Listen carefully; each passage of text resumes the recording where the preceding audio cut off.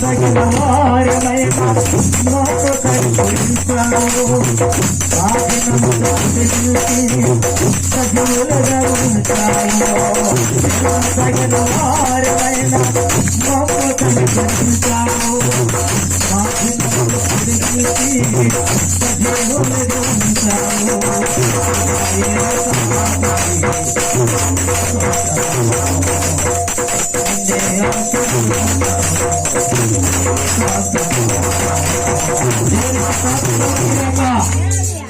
ఈ రోజున ప్రభు కనికరము చేత ఆయన మహా ప్రేమ చేత మనం ఈ రోజున సజీవులుగా ఉన్నాం.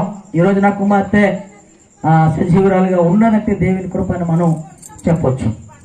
వీళ్ళరా దేవుని మహాకృప చెప్పున ఈ కుటుంబాన్ని ప్రేమించి చక్కటి బిడ్డలను దేవుడిచ్చాడు. బైబిల్లో ఇందాక చెప్పినట్టుగా దేవుని దాసులు 4 భాషల్లో రాయబడినటువంటి బైబిల్, కొన్ని పదాలు అలాగనే ఉంచబడ్డాయి బైబిల్లో. ఏదేమైనా వాటితో మన పని లేదు. కానీ ఇంకా ఇంగ్లీష్ బైబిల్ చూస్తే కనుక చాలా మనకి గుణార్థమైన విషయాలు మనకు కనబడతాయి. బైబిల్ లేఖన భాగాలలో 127వ కీర్తన 3వ వచనమును మనకు తెలిసినటువంటి మాట, కుమారులు యెహోవాను గురించి స్వచ్ఛము ఆయన ఇచ్చినటువంటి యొక్క గర్భఫలం బహుమానమే.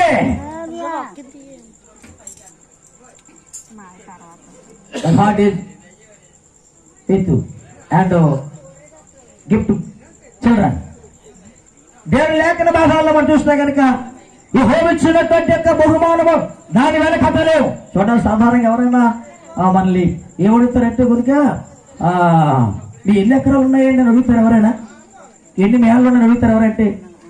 సాధారణంగా అవి అడగొచ్చు, కానీ ఫస్ట్ అడిగే ప్రశ్న ఏంటంటే మీకు ఎంతమంది పిల్లలండి అంటారు. అంటే పిల్లలకు సాటి వచ్చేటువంటి ఆస్తిపాస్తులు భూమి మీద ఏమీ లేవు.